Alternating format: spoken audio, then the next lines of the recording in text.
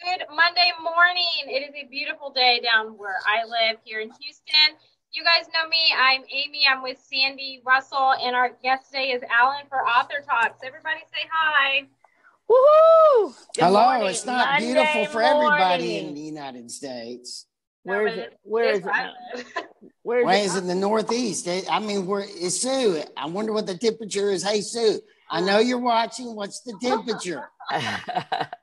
She's in Ohio. And they've been having a lot of snow too. In Sue's end of the world, and where I was in North Carolina, that snowed the day I left. I'm like, oh my gosh. They had I heard them in the news, they had 3 nor'easters hit this year in the northeastern part of our country. So Number 4 is on the way. Yep. Yeah, that's what I heard. You know, if it was the Rockies, we'd all be happy because they always need the snowpack, or the Sierras. I don't really know if New York City streets need snowpack. They may need something. They just stay inside when it gets to be that much snow. Not when it gets cold, though, because it's always cold. But they stay inside when it's snowing. So, Alan, are you from Texas, or where are you from? I'm a 4th-generation Texan, but grew up in LA. Oh, okay. So you're not used to the snow and ice either, then? No. He's used to it. 4th generation. Texas. Yeah, but LA spoiled me. Oh, okay. So that was our guest today, Alan Bourgeois. Am I pronouncing that correct? With Texas Authors, and you're going to learn a lot more about him throughout this podcast. So we are coming to you live on Facebook right now, and this afternoon I will download this and put it on YouTube. And Russell, what do we want people to do with the YouTube? Would you please subscribe and post a like and post a comment, because it changes the algorithm and gives the opportunity for us to show our YouTube to more people. And that's definitely a proven statistic that when you go and like it and comment and subscribe, it does boost us on YouTube. And Amy, earlier this year and in the end of last year, you were telling us your thoughts on YouTube and what's going to happen with that this year. What do you still think that? I do. I mean, at least for my audience and the market that I play with, YouTube's a big contender for us. And it's mostly because videos and photos and stuff like that are still really big, if not more popular. So I only see great things for YouTube, but I'm a YouTube lover. So how are you using YouTube for your clients, Amy? I repurpose their Facebook Lives and upload them to their YouTube. And so then I'll post those sporadically when they're not doing a live during a week or whatever. I'll repurpose those to send them over to YouTube to subscribe to their channels and stuff to make them more popular. But then I also put their tips and stuff up there and create videos and post on YouTube. So there's exclusive content on YouTube and content that's shared on different platforms. So good morning, Vola. Vola just put a note and said good morning to everyone. Vola is part of our team, Alan, so she's always on sharing our Facebook. She's my mother. She is Amy's mom. Yeah, but you shouldn't say she's my mother. She is my mother. I literally just got off the phone with her before I got on here. She's my mother. I talk to her every day, multiple times a day. Well, besides that, she's great at social media, and that is our quote unquote intern. So, so this is Monday morning. What about the weekend, Russell? You're the one that always does all these exciting things on the weekend. I didn't do much this weekend besides see my granddaughter. That was exciting. What did you do this weekend? I know you've been working all weekend. I worked all weekend because we have a book launch coming up the last weekend in March, March 29th, 30th, and 31st. So March 29th is the opening of baseball season. And our client, Robert Andrews, who was on a few weeks ago, and I have asked him to join us again next Monday, it's the author of Champions Mental Edge, Turning Winners into Champions. So Russell is a high performance coach. Robert. I mean, Robert. These names are, okay. Russell is not a high performance. I'm a high performance critic. Robert is a high performance coach, and he has coached people on the Astros. He's coached people, some of the Texans. One of his big claim to fame is he is a gymnast coach, and Simone Biles and some of the others who won gold medals in the Rio Olympics are his clients. And so we have a quote from Simone that's on the cover of the book and in the inside, plus some other great athletes. So we're so excited about this book. Robert is a great person. He's got a great book, and he's got a huge marketing team behind him. Plus, this is a really serious guy with a very serious book that can help a lot of people, because he's writing about something that everyone can use. It's serious. It's very serious. And in the book, he talks about, here's the part for the athlete. Here's a part for the parents of athletes. And here's for the coaches of athletes. Because so much of our interaction with people, whether they're an athlete or an author, can be really, it can affect their mental, their mindset. So mindfulness is one of the key things he talks about in the book. And so it's a great book, a great read, and we're launching it in 2 weeks. So Alan, do you get involved with the launching of books as well as the marketing, or is it yours mainly with the marketing? It's both. Once they are ready to go, we encourage them to start marketing as quickly as possible. Unfortunately, so many authors, when they finish the book, they want to get it out there immediately. They don't plan to market. They don't plan to launch. And that's something we try to teach them and help them get through that process. Good. So Alan and Sandy kind of do some of the same things, don't you? We overlap. We do overlap some, and we have had a long conversation and several conversations. And I want to say this, and then we'll go with Aimee for the social media question before we really get into what Alan does. But I've known Alan since we both had booths at this book festival or book event in Denton, Texas. So Mitch Haynes had an author thing for several years, and she's done it again. Sandy, you've got feedback, just like last week out of nowhere. No, Aimee just like last week, out of nowhere. And I have my headset in. Well, you work on that, and what? Go ahead. You fixed it. I didn't do anything, just like I didn't do anything last time. But okay, good. Use the wire. Sometimes wires mess with where my microphone is, maybe. Okay. I just love Alan, this show. Sandy has technical issues every week. It's just like we're just waiting to see what happens next. I am so disrespected. You are loved. And patted on the head. With all the love I have, would you turn your phone off? Poor David. Yeah, and turn your phone off. She'll get 7 calls during it. Yeah. Okay, so I've known Alan for a while. I've got to know him more about his work last year when he had. Was that your first one that you had, or have you been having those for a while? The weekend marketing event. That was our second one.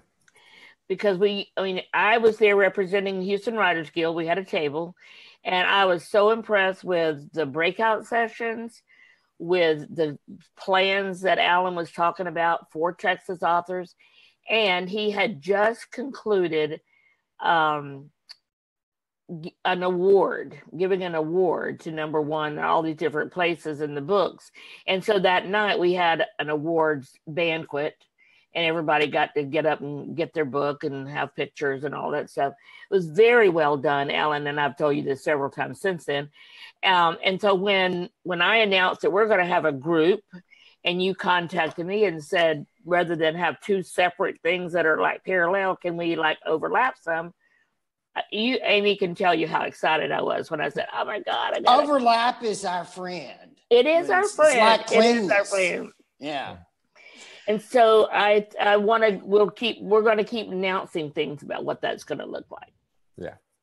Okay. Aimee, so my question to you is about LinkedIn today. Okay. I've never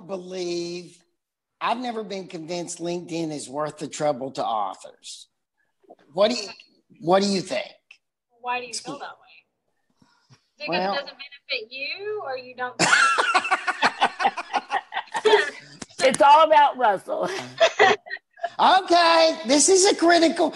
We only criticize Sandy, not Russell. Okay. In terms of authors, for me, with the authors that I've worked for, it's not their go-to platform. I think they should be on it as like, you know, a profession. They write books or authors. I think they should be on it. I don't think it's a selling point for them. I don't think it helps them sell books. I think it just helps give credibility. But Alan might know more, so I'm interested to see. Yeah, he jumped in on this when we started. What? Yeah. Well, okay, LinkedIn can be very valuable. There's no doubt about it. However, it's just like any other social media outlet. It is so much noise.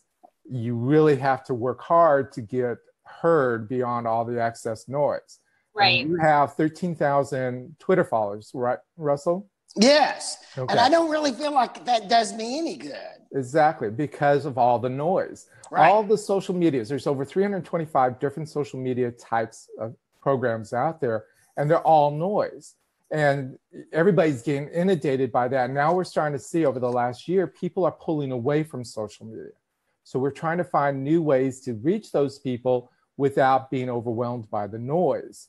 And so that's the hard part everybody's going through right now. How can we still get noticed through everything that's going on and still, you know, be successful? And I think Alan is just describing the new course that we're starting, right, Aimee? Because you've been working on the sales page, because we just finished a course called How to Create a Best-Selling Book. Okay. Well, you're finishing it tonight. We're finishing it tonight with the Q&A call. And Alan, if you'd like to be on, I would love to have you join us. I'll send you the link. And so I've already talked to several people about the questions.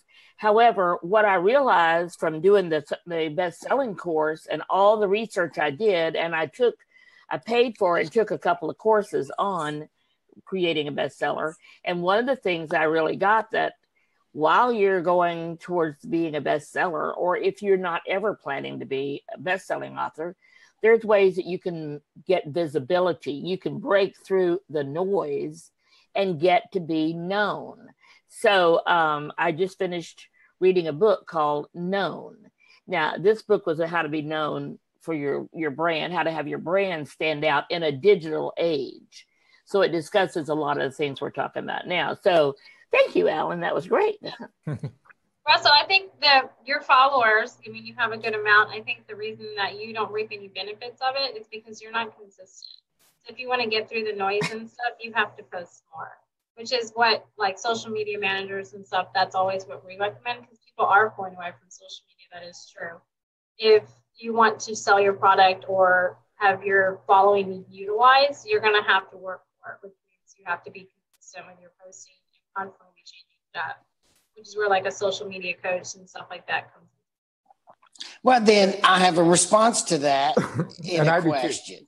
Go ahead, Alan. Aimee, correct Aimee me and if I I'm can wrong. fight anytime. Aimee, correct me if I'm wrong, but it's not just about selling the product. It's about that human connection on all social medias.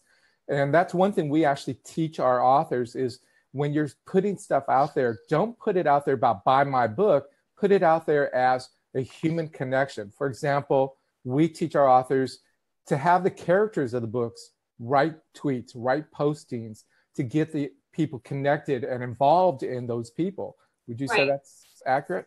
Right. So that's part I'd of the. say Alan fits it right in here. That's the 80-20 rule, which is 80% is building a connection and having your audience relate to you or your book, and 20% is about actually selling your book. So that's how I kind of word it, is the 80-20 rule. Because, I mean, if you're going through your newsfeed, you don't like people cramming their book down your face. You want to feel like with it, or with the author, or with the characters in it that make you want to read it, especially if it's a series. So, no, I mean, that is right. That just falls under the 80-20 rule for me, for sure. And consistency is definitely the key. We post every single morning, even small little things, just to keep us out there and keep people fresh on what's going on. We do try to be creative as much as we can. Sometimes we have to be technical, but we do post every single day. Yeah, that's super important, especially for growing and following and maintaining it, because social media is not forgiving. Whereas if you go a week or whatever without posting, you'll get unlikes, unfollows. You know, you're no longer going to be relevant to those people. It's always changing. Your audience is constantly changing, right? Or whatever. So you have to. It's literally, for me, I mean, it's like a full-time job. You have to be on it all the time, but you have to be passionate and dedicated about your business or your book or whatever to want to stay up there and stay current and things like that. It takes dedication for sure.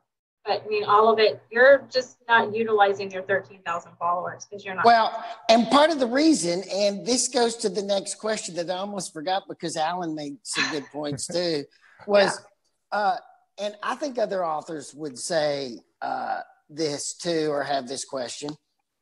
You know, in between books, I'm writing right now. Right. I'm not trying to market. And, you've heard this before. And I know you're right about the consistency, but, you know, I'm writing a book. I hate that I have to still sell it. And I think in my 80-20 problem, I never do the 20 part. I only do the 80 part. I know, but because I think it's gauche to push a book. So I have trouble with that. And one of the things that I told you long ago, Russell, was after the book launch, what then? You can't just launch. Yeah, I want to go back and write the next book. I know, but you have to keep promoting that book. Yeah, but while you're writing your new book and stuff, you can always be out there as being like, man, I can't wait for you guys to read book number 2. I'm working on it, and there's some great stuff coming. Look forward to it. If you haven't, read the first book, here's the first book or whatever, so you can get caught up before this book.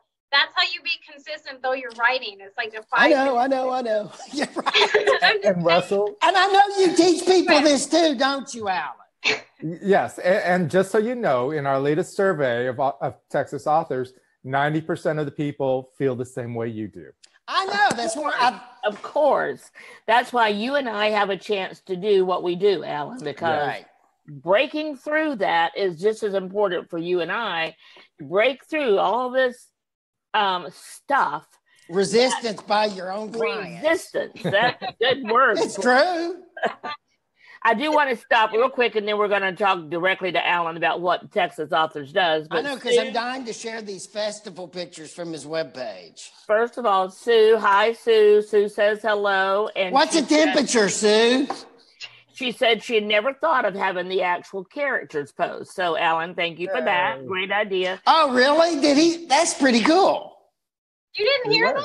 No, I don't hear anything. So, I was still thinking of trying to remember my question. Okay. What would Marilyn say if she were posting? Be thinking of that.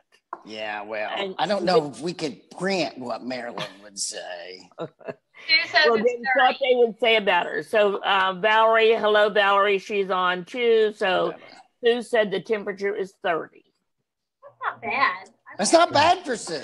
Hello, that's freezing. Below freezing. Yeah, but it's not. But if there's no wind, it ain't that bad. If there's wind and stuff, cold. It is. That's because there's 4 Texas people sitting here saying that. But I think Amy's right. She's got that stove. It's just cold enough to get her little wood stove going. It's cozy weather. She does cozy mysteries. It's cozy weather. Right. That's all it is. Oh, brother. Okay.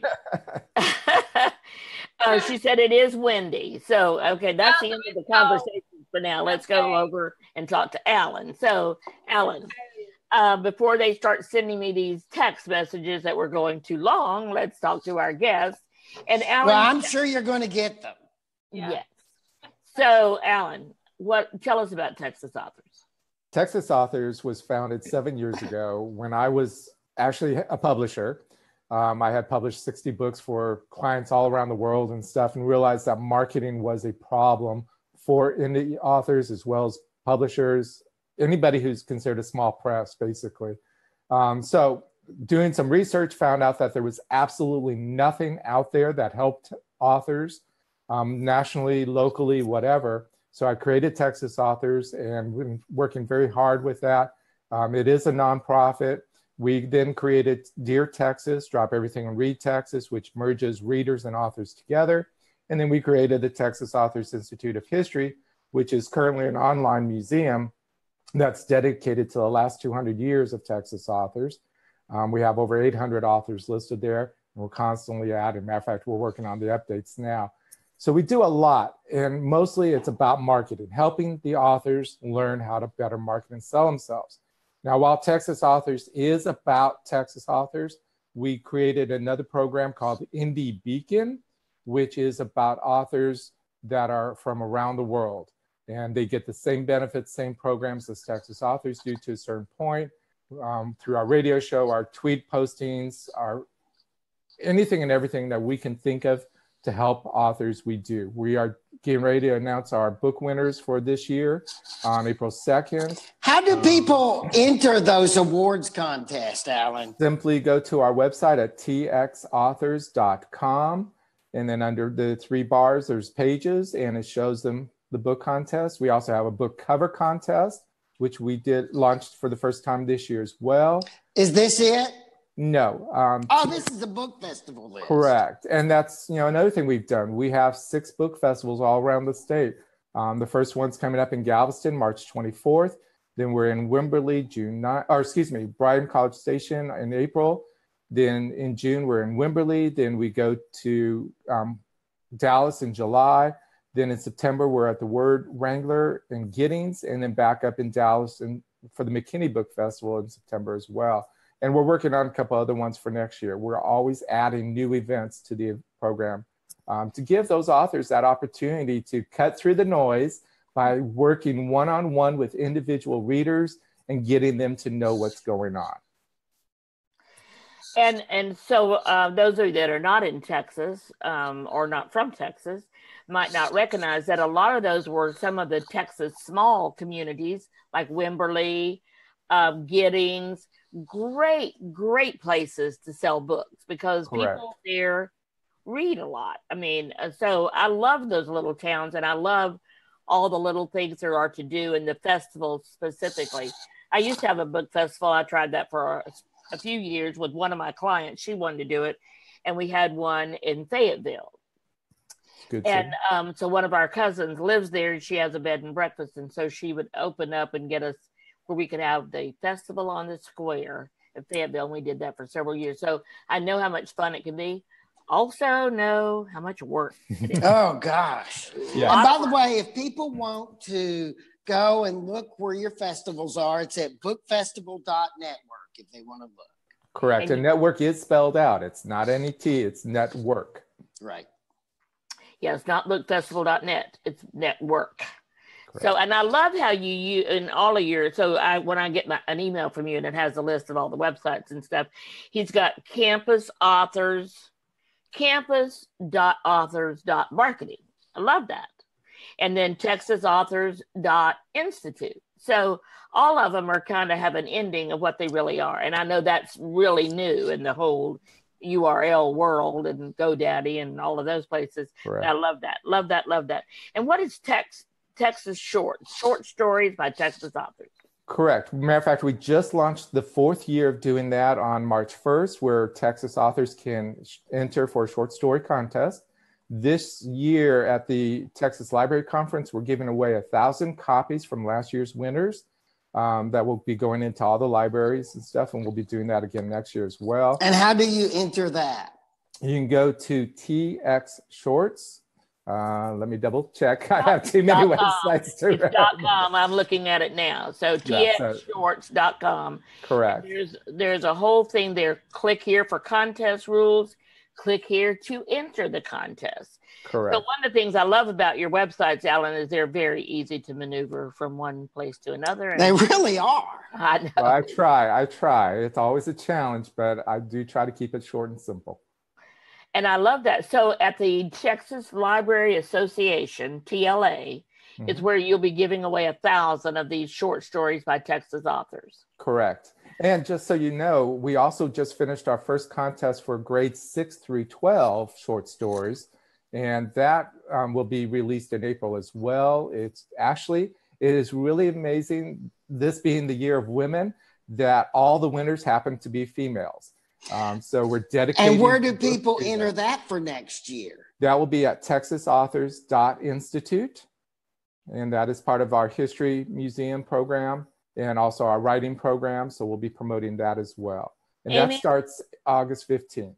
And you know what I'm going to do afterwards, I will, because I have a list of all of those on the emails that I get from Alan. So I'll post all of those links in the comment section for this live. And if anybody forgets, they can go to txauthors.com and all the links are added in there on the homepage. So you'll see all the different things. Oh, well, isn't that easy? Okay. See, I tell you, he makes it very easy.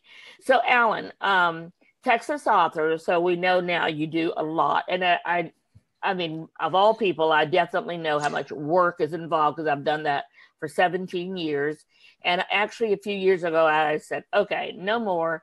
I'm not going to do all these carrying boxes of books everywhere I go. And I started working one-on-one with authors and doing a lot more online. And that's why now, when you and I just connected recently, I'm taking that to, I mean, when I'm working one-on-one with an author, really, it's very limiting as to how many I can have and still be effective. Yes. So I want to be effective. So I want to even limit the one-on-ones even more, which is why we're going with the group, the community, what did we decide? Oh, so the name of it. Yes, thank you. Oh, here we go. Thank you, Aimee, because she came up with this idea. So, Aimee, everybody voted 100% that they liked it. So, what is the name of our new author group? It's Looking Through the Eyes of Authors. I think it's just Through the Eyes of Authors. So, wasn't it? Just Through the Eyes of Authors is what you. Yeah. So everything we do is going to be, and I did do some research on that phrase, and there's really a lot out there, through the eyes of an author, but we're calling it Through the Eyes of Authors since it's for everyone. But stay tuned for a lot of that and more of that. But Alan, I want to talk just quickly now because we do have to end this pretty soon. Though I haven't sent an email text yet. Okay, good. Good. Oh, yay. But you should hurry. Well, okay. So, Alan, tell us about how we can become a member of Texas Authors. That's a membership program that you have with all of these benefits you've been talking about. So, tell us about that. And actually, it's perfect timing because we're just at the end of our spring membership drive. So authors could actually save $50 off the membership. Oh, my God. So if they go to txauthors.com and at the top, there's a image of the banner and click on Join Us. And so the membership for the first year will be $75 and it expires tomorrow. But they can definitely join in and save some money. And we also have other payment programs. So those that are financially having a hard time, they can use monthly, quarterly, or semi-annual. And scroll up at the top there. See, at the very top, you'll see the banner and the little green sign says Join Us. Yep. You can click on that and it'll take you and give you more information about all the things we do, including the author's marketing event, which we didn't get a chance to talk about.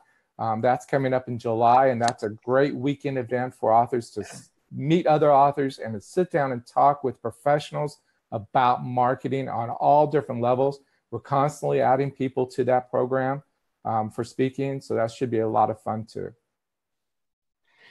So I'm glad we had you on today then. I didn't realize that was ending. I don't even think I took advantage of that. I just went to where you join as a member. We should have a whole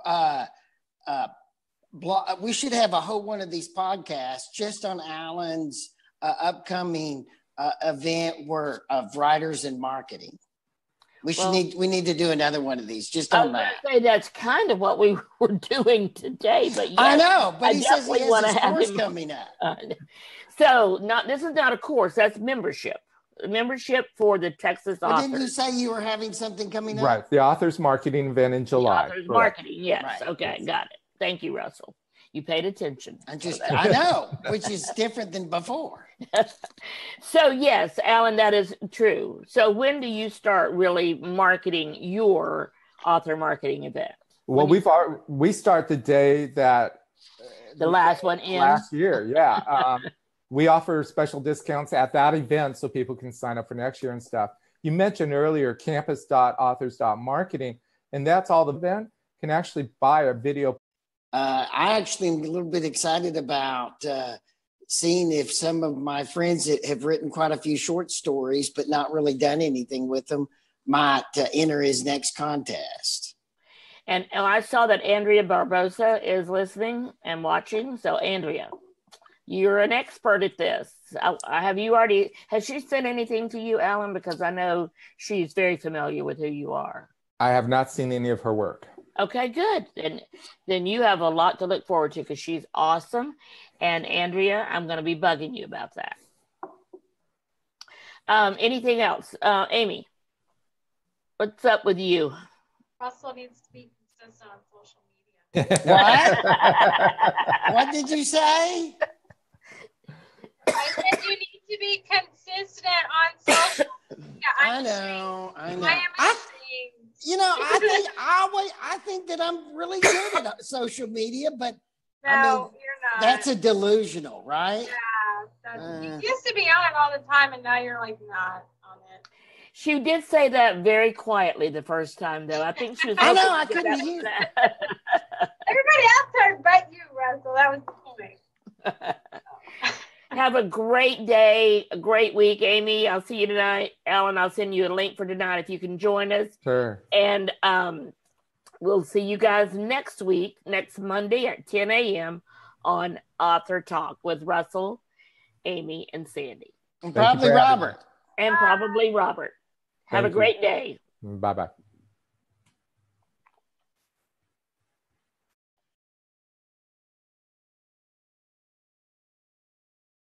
Well, we're still on. Well, okay. I could not get it to work. You got rid of poor Alan, but we're still I know on he line. hung up. We should tell them that Alan, I warned you that she does this every time. Can you push the button, Sandy, so we can not be on Facebook Live anymore? I thought I did push it. No, we're still live. We can see ourselves right now.